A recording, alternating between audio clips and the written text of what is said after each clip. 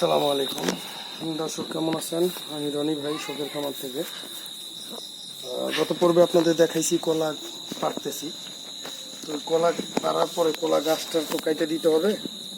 যদি না কাটেন তাহলে ওইটার গোড়া থেকে কলার গাছ বের হবে না।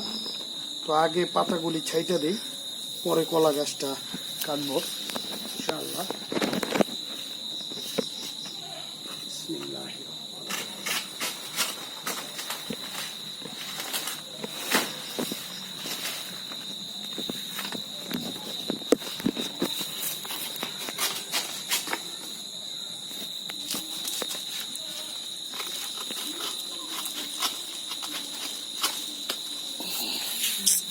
কোটাটা দর্শক ডিস্টার্ব করতেছে, কোটাটা ঠিক মতো বানতে পারিনি। তো ঠিক আছে, আবার নতুন কোনো ভিডিও নিয়ে দেখা হবে ইনশাআল্লাহ। আসসালামু আলাইকুম।